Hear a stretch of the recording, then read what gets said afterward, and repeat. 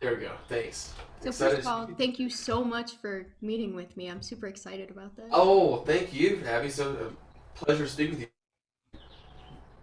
Okay, first question I have for you. I really want to know a little bit about your educational background. I know you went to UMich, and I have some questions about that a little later, but Yeah, tell me what. Well, specifically going through the college years, or even before that. college, yeah. Yeah. So, we were just talking before the interview about growing up in Greensboro, North Carolina, and I set my sights around junior, senior year of high school on being a composer. I had a really influential French horn teacher growing up, um, named Tarbert Linder, and he was a great guy. He was finishing his grad school at UNC Greensboro, and had worked with composers and like kind of was a very knowledgeable musician himself. And when I was coming up, I was a pretty weak horn player. He kind of realized that. I've always been a pretty good pianist, and I've always kept my piano chops going. I had started by that point to compose and conduct a little bit, and piano and horn, and by horn ended up being kind of last on the ladder, and I just did not have the hours to dedicate to make that really tough instruments sound great. Yeah. And rather than like beating me to a pulp or whatever, he was instead like super understanding of the whole thing and just helped what he could. And he knew I was playing horn mainly just to be in a large ensemble so I could learn about being a composer, which is kind That's of what really it was. neat. It's kind of what it was. Yeah. Um, I've always loved listening and that kind of thing more than anything, more than playing. And he really supported it. And he told me one day, your mom told me you've got some scores you've been working on. Can I see them? And he quickly got a sense that I was like really serious about it or becoming serious. Because I showed him an orchestra piece, a couple orchestra pieces I was working on, a band piece, these large ensemble pieces. And he said, "Well, what are you thinking for college?" And I said, "Well, I've always planned on being a lawyer. I guess I'm going to law school. I think because I love academics and I love public speaking and all that kind of thing." Yeah. And he said, "Yeah, I love how you didn't say music because like every sentence you say ends in something about music." And he was one of the people that gave me a major wake up call in that regard. And he's actually the very first person that said, "You're a drum major in band. I know you love band. Have you heard the USC marching band?" And I said, "South Carolina? Oh, I don't know." He said, "No, not that USC. The University of Southern California, out in LA." And to me, that was so foreign. I was like, "No, but I'll check them out." And I listened to that band that night, and I was like, "Whoa, what's going on here? This is amazing." And then started reaching into the music school. This might have been like sophomore year of high school. Hmm. And I realized, wait a minute, USC is where Frank DeKelly teaches? Oh, wow. Oh, wait, USC is where Warren Lordson teaches? Oh, wait, USC is where Bruce Broughton and Jerry Goldsmith went to school, like as composers, like these heroes of mine from the film world. And I started realizing, like, wait a minute, like that's like the dream school. If that could ever work out, and if I am going to be a composer, I got to go there and nowhere else. Um, so I applied, thinking it was a total crapshoot. A couple years later, did not have a composition teacher or anything officially. I mean, besides a couple really amazing mentors like that guy, I didn't have anyone helping me with my pieces. So I didn't know what the competition was and whatever. And I later found out that like over 100 or more people apply to that program every year. It's like a very competitive, great place. So I thought, there's no chance. This little guy from North Carolina. But that March of senior year, I ended up getting the letter, and it was like a life changing thing. It was like, okay, I'm in this now, That's and truly, awesome. ever since then, it's never been looking back. And had the most incredible experience at USC. Really, really intense, rigorous kind of instruction and stuff, but loved every minute of it. And sophomore year or so, you brought Michigan.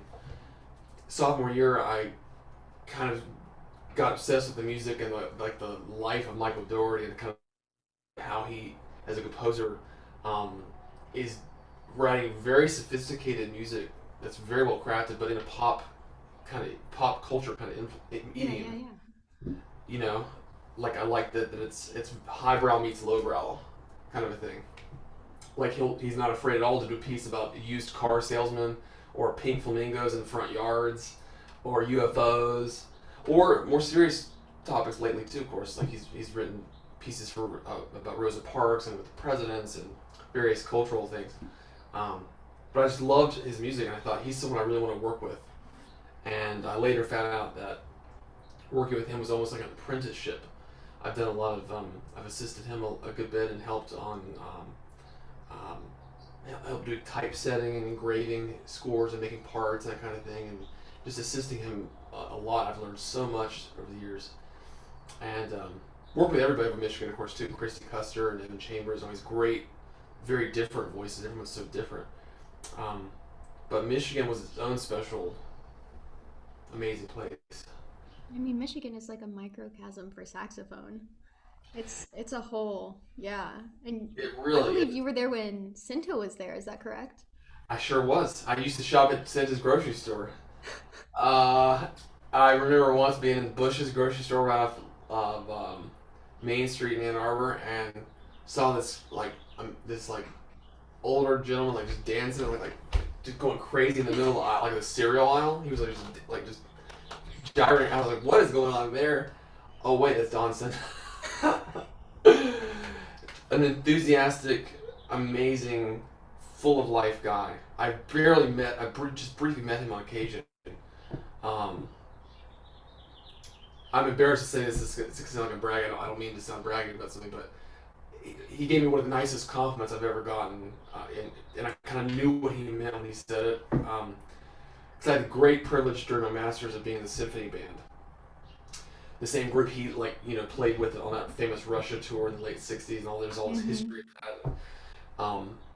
I've never been in an ensemble about which I felt more pride and just like. And Michael Haycock was gracious enough to let me be the pianist for the group for those 2 years, and I there a lot of pianists are really great solo players, like way better than I could ever hope to be. People are so virtuosic and whatnot.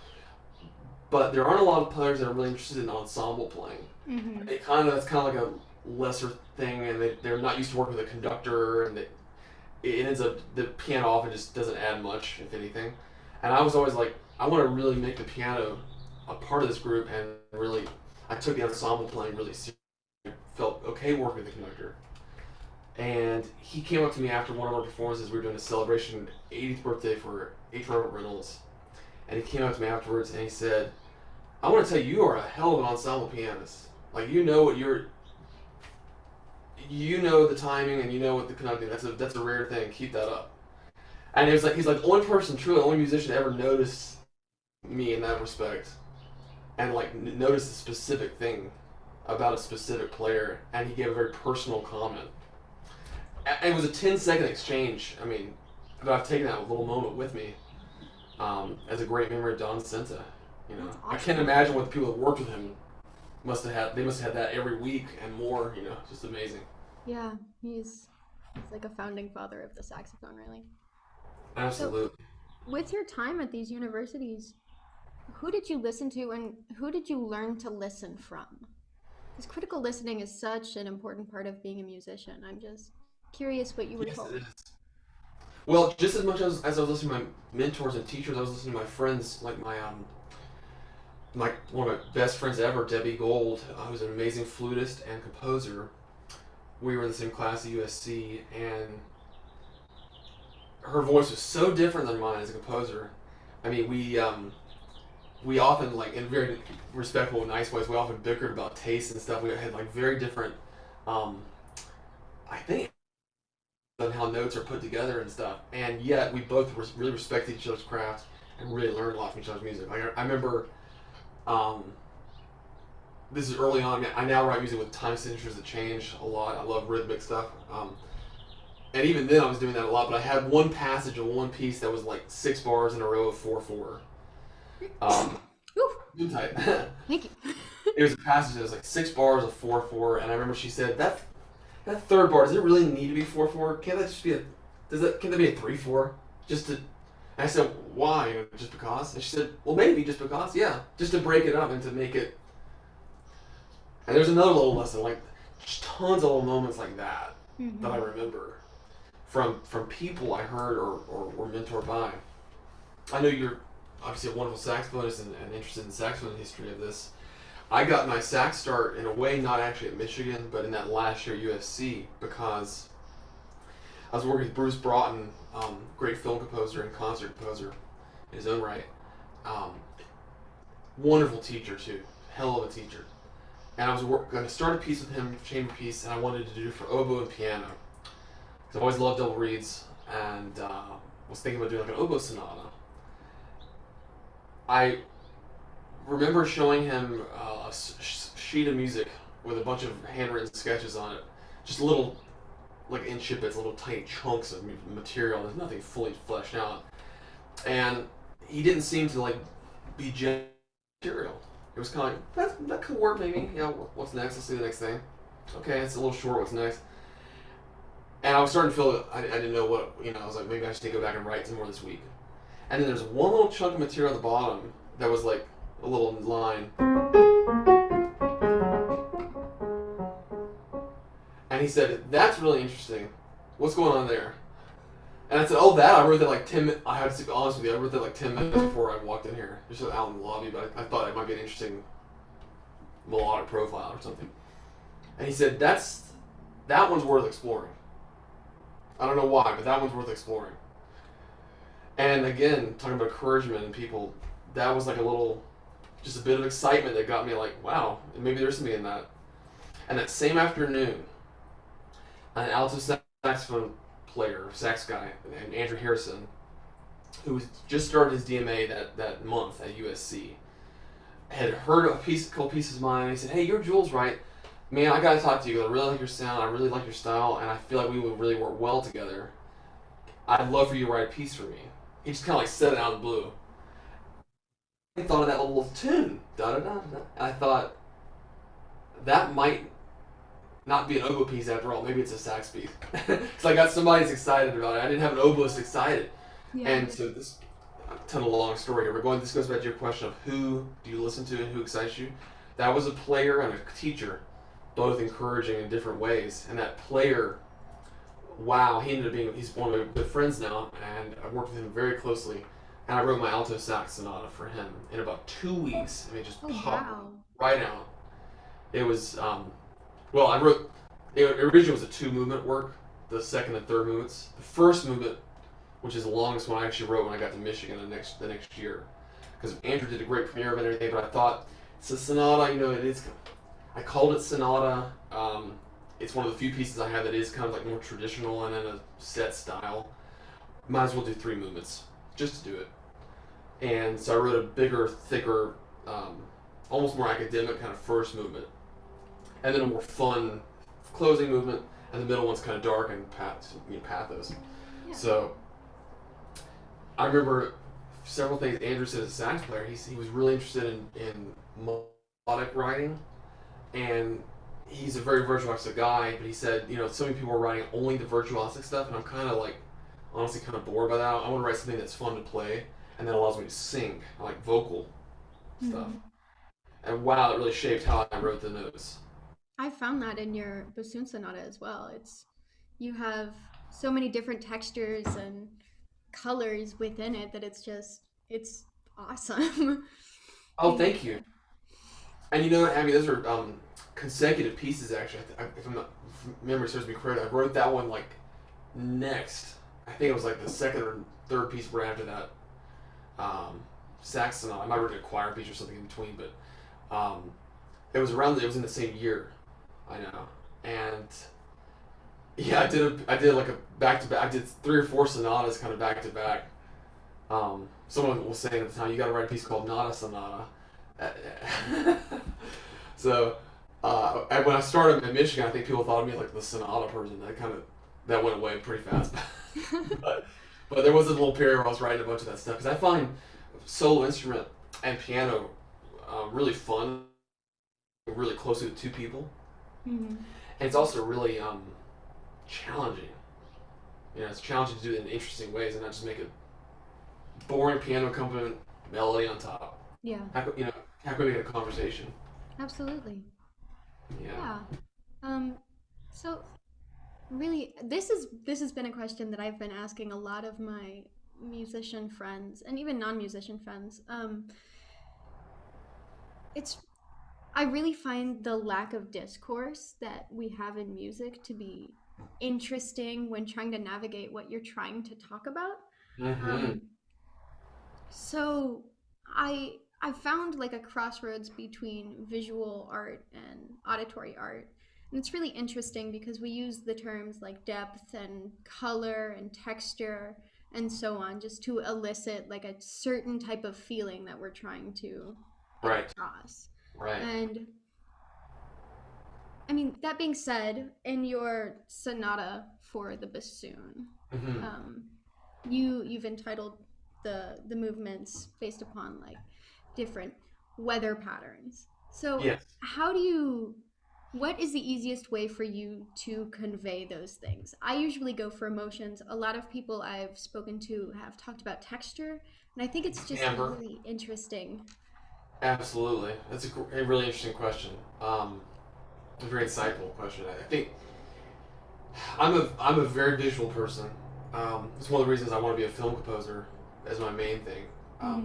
Always will write classical stuff, but film I want to be the central part of my life and my creative life. And I think one of the reasons is that visual element. It sounds it's almost stupidly simple, but I get really excited musically by that combination of an image and a sonic response to it, Yeah. especially when the music's doing something that you don't see, but that you're told to see by having heard the music. Yeah, like Like, well, I wouldn't have anticipation. thought about it in that way had I not heard that connotation.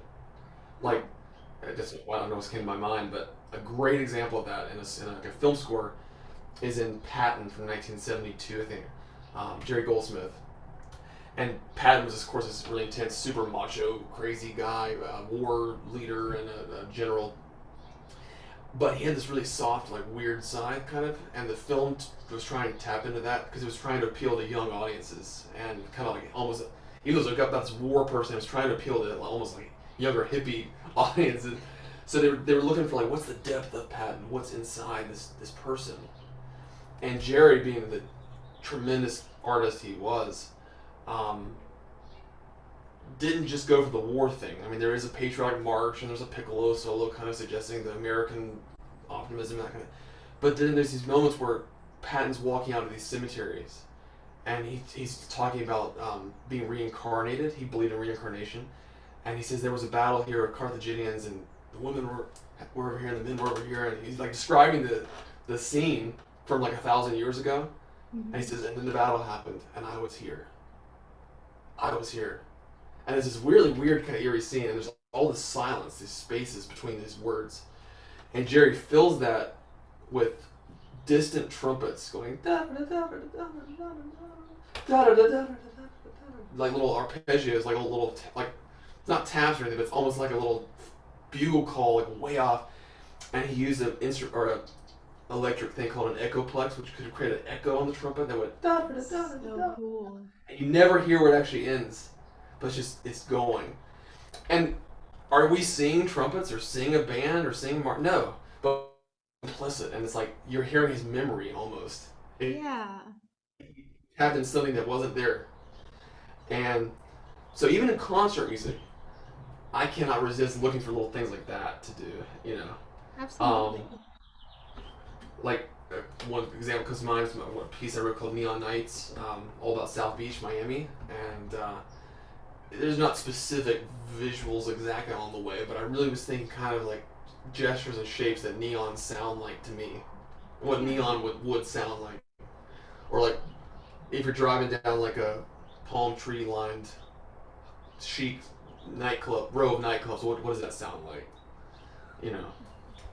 And for me, it's a combination of all those factors: harmony, timbre, could be rhythm. Um, it might be harmony more than anything for me. I don't know why that is. Really? But yeah, because I work at the piano and Yeah. it just seems to. I think in harmonies all,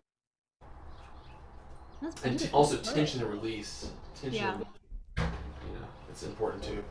Tension and release. I can't tell you how many times in the past probably 3 months I've had that conversation. I know. Tension and I know. release. That's all it is. Absolutely. So I really loved that answer. That was beautifully put. That's different than everything I've heard so far. Oh, very cool. Great. I'm Yeah, glad this to hear. is one of my favorite questions to ask musicians, and That's a even great. like non-traditional musicians or amateur musicians. It's important for everybody, and to have that be accessible is just so important. It's healthy to think about it too, to see what we do as composers, how we, where did this stuff come from? Why are we think, what are we up to? Absolutely. So, how did you get involved in film? Well, I did several student films during my USC years. That wasn't as much an indicator as you might think it would be in terms of like knowing I wanted to do it. Only because I just did a couple of them, but um, it's more like I forever, as long as I remember, was obsessed with classical music. Like my very first, I old enough to have had CDs, I guess. um, just before iTunes and everything, and digital, and Spotify certainly. But my very first CD was called Beethoven at Bedtime, and then I got Vivaldi for Valentine's Day, and I bought for breakfast. I got this Phillips classical series of different composers, and each one was kind of like a highlight reel of each of these composers. Like by like first, I'm the man said like by first or second grade, I was like obsessed with classical music. It was really weird, and I had an elementary school music teacher, Lynn Burgess, who was very. She gave me that first CD, and again another mentor that kind of like just changed a life kind of a thing. But literally that same exact time, this would have been like when I was 6 or 7 years old.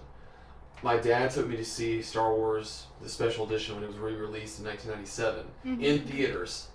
So I can honestly say, I mean, I wasn't born in the late '70s, but I can honestly say I know what it felt like to see Star Wars for the first time as like a 6-year-old, because I was 6 when I saw it in a theater, That's and awesome. yeah, and I feel very like looking back, very blessed that that kind of transpired. But by far the single most important thing I remember was the score, Yeah. that music. And I knew even as a 6-year-old, I didn't know I wanted to be a film composer when I grew up, but I knew whoever wrote that did something in me that I want to do in someone else one day, and I don't know how, but and I found out that next day. I think it was John Williams, and I became obsessed with film scores like right then, right alongside the classical stuff, right alongside. So for me, they've always been there, and I've always thought about them both as I just always have insisted I want to like keep my foot in both worlds. Absolutely. I It's difficult that we have this notion for people to stay in their lane once they choose something. And we Isn't it? draw I these hate that. fine lines between what we're allowed to do and what we're not. Do you know the composer Alex Shapiro? Do you know her No, music? I don't. She's an awesome composer, awesome kind of thought leader in the community. She writes a lot for band, um, but she got her start actually in film and doing kind of indie films, and then switched over to concert music and started with chamber music as her main thing. But now her main gig is kind of wind ensemble writing. And we talk. She's on the board for ASCAP, and she's just a great leader in our field. And I asked her if she could get coffee at Midwest in Chicago last year, Hmm. right before the pandemic. Yeah.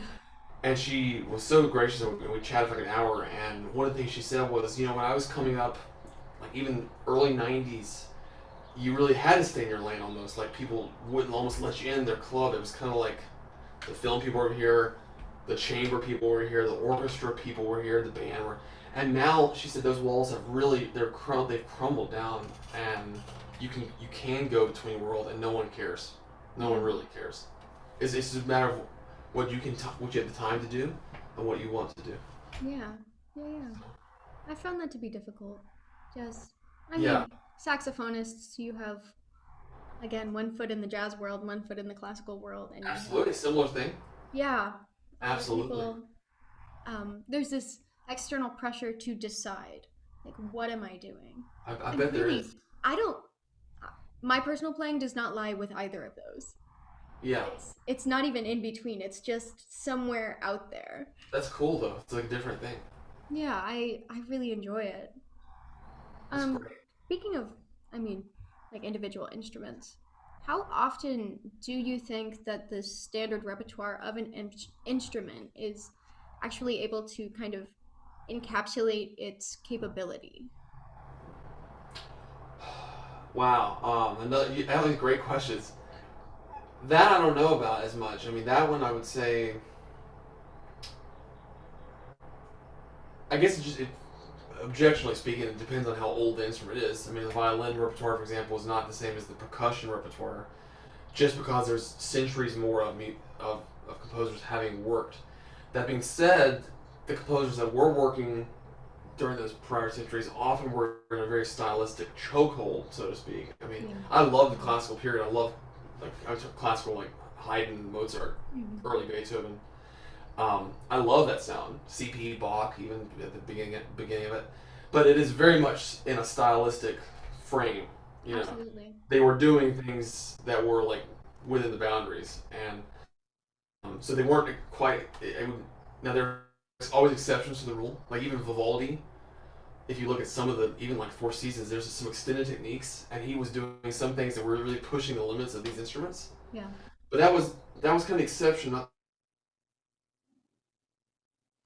I can think of that really pushed the boundaries orchestrationally speaking was Berlioz, and then Wagner.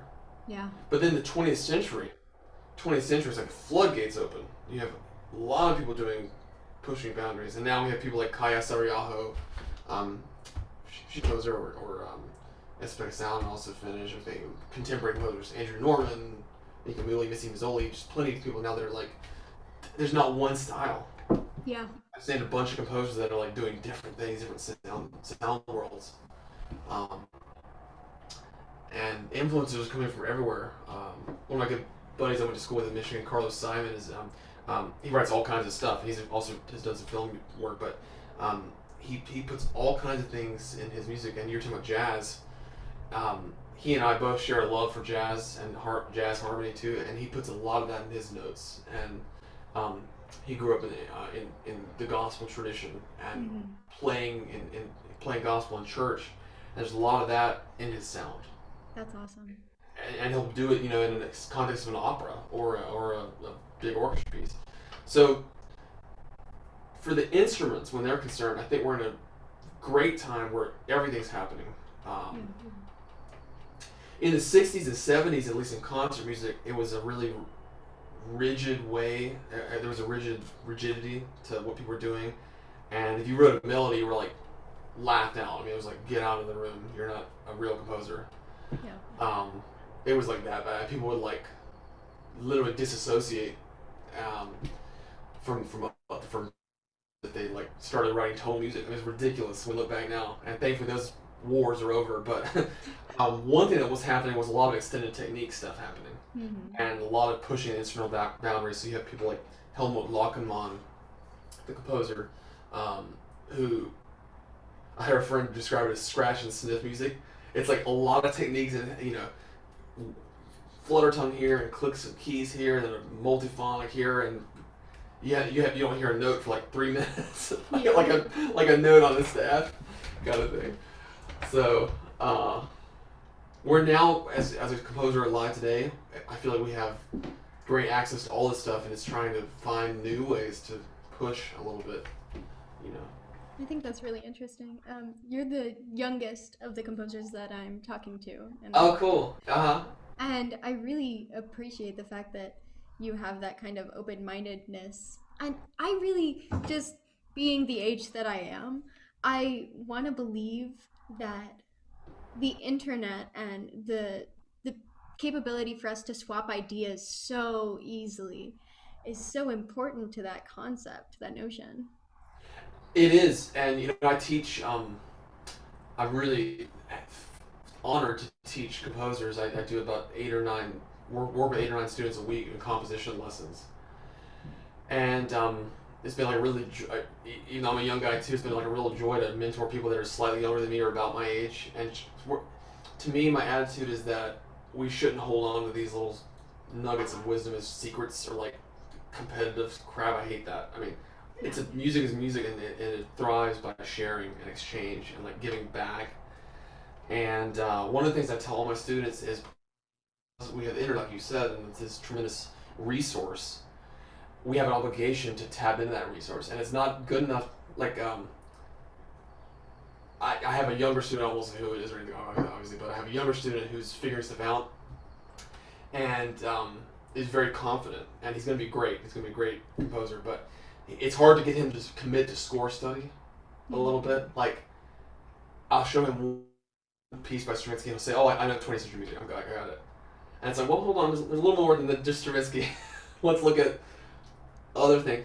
And so I'm trying to work with that person. I'm trying to really broaden out and just realize, just because you can type in at any time a person and pull up a score, doesn't mean you have that knowledge yet. Yeah. Just because we have access to the stuff doesn't mean we actually know what it is. And I feel like when Wikipedia came out, even there was like, oh, I can look something up at any time, therefore I don't need to learn about it. Yeah. I can always learn about the Franco-Prussian War if I wanted to. I can always type in Franco-Prussian War. But actually, you got to commit to studying it. So I got everybody, including him, a YouTube playlist. And it's like, I want you to make a playlist that says scores. When you find a cool video of a score, add it to it. Like, the follow along videos. Mm-hmm. That's like our library now. It's one of our... That's awesome. What a great resource. Oh yeah, it is. It's a must that we access that resource if we want to be well-read composers. Yeah, absolutely. What Please. kind of humans do you write for? Like, who is your target, both performing and listening audience? I know you're in film, but what kind of person do you want to move with your music? I want to excite and stimulate people. Like I love the challenge of having someone actually pay. And this sounds simple, but like just pay attention, Yeah. engaging, and really grabbing someone. Mm-hmm. So I'm constantly thinking about pacing as I write. How is this going on for too long? Is this going on for too short? Have I lost their attention?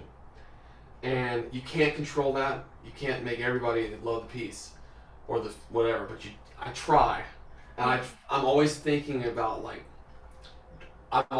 drawing along the ear.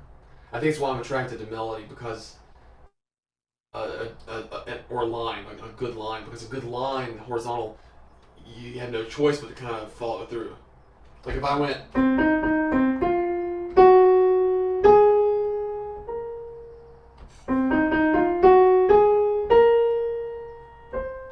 and then just said we're done, they'd be like, wait, what was next? You want? Oh, there we go. And you feel the, if I like the idea of like making the ear come along. Absolutely. Yeah. That's not answering your question about writing for certain kinds of humans, or like who do I like to work with. I get really excited about this stuff, and I like working with musicians who do too. Like I could tell even our first emails that you're certainly someone like that, who's just got great energy and attitude and openness. Thank you. And a commitment to it. And those are the musicians I love working with the most. Thankfully, it's a ton of people. That's a lot of people. Yeah. And it's just seeking that out. Like that saxophonist I told you about, Andrew. Mm-hmm. I've worked with a lot of great saxophonists, and in Michigan, of course, too. I have rarely worked with a musician, period, as driven as Andrew, and as committed and like just a worker. Absolutely. And he works because he's excited about it. It's not like from any cynicism or anything like that, like trying to get ahead. No, he's working out of passion and just like, I don't know, he's got a heart that pushes him and drives. I love people like that. Yeah. Authenticity. One of the most. Yeah, it has to be authentic. Absolutely. So, speaking of authenticity, wow, I can't speak. In what you write, in what you've heard of your work, there is a certain authenticity to it, and I just want to ask if there's some sort of like clarity or motivation or purpose that you hold to be true and valuable when you write. I have to always be honest with myself, and if it's not good enough for me, it's not good enough. So, because you have these crossroads when you're composing where it's like, I could do this chord or this chord. I could go to that note next or that note next. And 9 times out of 10, it doesn't make a huge difference. You just have to pick. So, whenever you have the decision-making processes during the writing, I just make sure that it's the one that's most satisfying to me. So like, I heard that story about Cole Porter once, the great musicals composer, that when he was writing a show tune or something, a melody, he would go like, nope, nope, yes, and then you go, nope, nope, nope, yes, okay, and he would he would pick his melody by checking every single pitch in the octave. Wow. Now I don't know if that's true and if he did that constantly, but I don't do exactly that, but I know what that means. Like I kind of like whatever that yes is. I don't know where that comes from. That makes me say that's the right chord, but I know I have an instinct of what's the right chord or the right thing at the right time. I try to. Absolutely. I try to, and that's what drives me. Um, that's what helps the notes come out. Yeah. So this is just about my last question, which is perfect timing. Excellent. But recently, I've been increasingly aware of the monetization of art and value kind of being portrayed as an economic, like, exchange value above all else. Mm. And that really, like, makes this business terrifying. Hate it too. I hate that. Yeah. So, as a younger artist who's in the process of like establishing yourself in a certain field, how do you feel any sort of like external or intrinsic pressures to keep going with what you've been doing? I know that you have a little bit of room to experiment because I mean, you have feed in multiple communities, but Well, that's one big thing I think is I've always tried to do that. I've always tried to have a lot of different pots on the stove. mhm, Like I don't for talking about income, for example. I don't have one pure source of income that like I yeah, rely on for everything. It's a lot of different stuff, and it's a hodgepodge of different things. And I've learned to embrace that chaos and yeah, like that actually. But yeah, I that's one way to do it. Because what that means, if you have a lot of different things, not one of them has to be huge. yeah, So I can take on a commission that maybe doesn't have a huge price tag, whatever, with it, because I know I've got a few other pots on the stove too. yeah, And I like to kind of diversify my thing, yeah, my working thing. In terms of the money of it, I hate when people bring that up into the discussion at all, because I've noticed this a lot with wind ensembles. I really drives me crazy.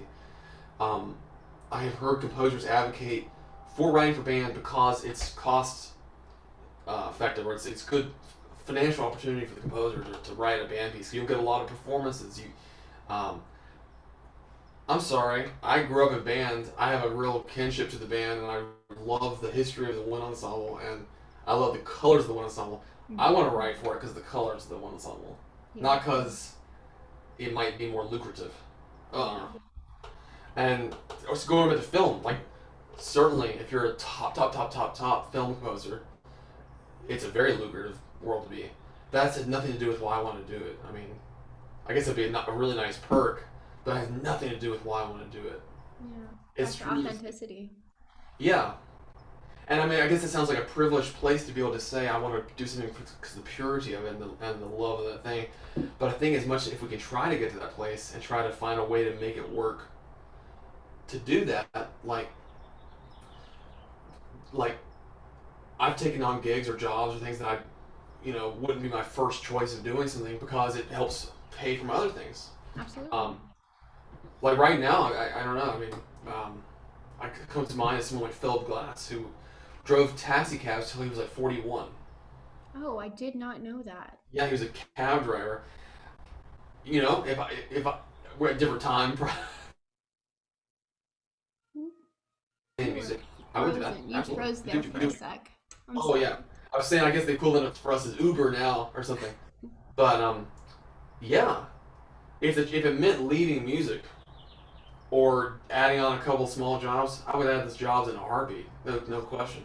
It's like a commitment to like sticking with that art and that thing Mhm. and keeping the eye on the prize. And you just do what you have to get there. Absolutely. I didn't know that about Philip Glass. What a wonderful way to like meet people. Oh, and Like, there's that. He probably looked at it like that too. He probably looked at it like that. which is exactly how you should look at a gig like that. Fran Lebowitz, the writer, she also was a cab driver for years, a couple of years in New York. Um, it must be good for the artist. I think I would enjoy doing something like that. Yeah, I think I would too. Anyways, that's all I have for you, but do you have any advice for the younger generation of artists? Stick to your guns. Stick to your mission. Um, I hate guns. I shouldn't have even said that. I hate that. Stick to your thing. Uh, I'm kind of a pacifist, like a la Benjamin Britten, I guess. But Yeah. stay their course. Um,